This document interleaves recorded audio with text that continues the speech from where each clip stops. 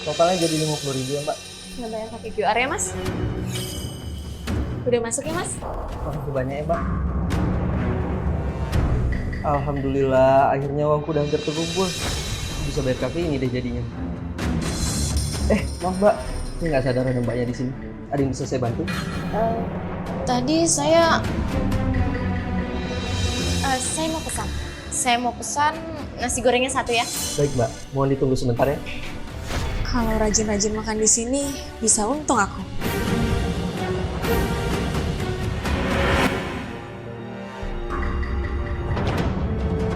Mbak, cukup mbak. Mau sampai kapan mbak nipu terus? Awalnya saya kira saya salah lihat, tapi ternyata mbak beneran nipu ya. Apaan sih? Mbak tuh ngomong apa? Alah, nggak usah ngeles lah mbak. Saya lihat sendiri kok, kalau mbak bayar ke mas ini, pakai ringtone palsu kan? Mbak, nggak usah asal nuduh ya. Saya nggak pernah ya kayak gitu. Itu apa? Terus, ini apa? Ini bukti transferan palsu kan? Kamu udah siapin semuanya.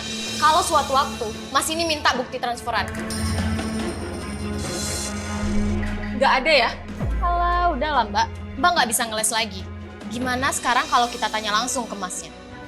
Mas, saya mau tanya, selama ini pendapatan mas selalu kurang kan? Enggak kok, malahan pendapatan saya lebih dari cukup. Tuh, denger sendiri kan, aku itu nggak nipu ya. Aku bisa ngelapor kamu ke polisi karena udah fitnah aku. Tapi, bukan berarti apa yang dibilang sama mbak ini itu salah. Saya udah tahu kok, selama ini kamu nipu saya. Tapi saya sengaja biarin kamu. Mbak, saya juga udah tahu kok, kalau selama ini dia nipu saya. Mbak tahu, alasan kenapa saya sengaja biarin. Karena saya yakin, apa yang kita ikhlaskan, itu akan kembali kepada kita dalam keadaan yang jauh lebih baik. Jadi, mas sudah tahu kalau dia nipu mas? Saya udah tahu kok mbak.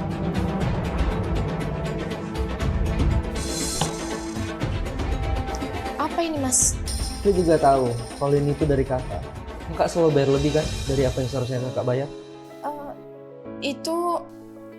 Itu alasan saya kenapa saya selalu bilang pendapatan saya lebih dari cukup. Dan apa yang saya ikhlaskan akan kembali kepada saya dalam keadaan yang jauh lebih baik.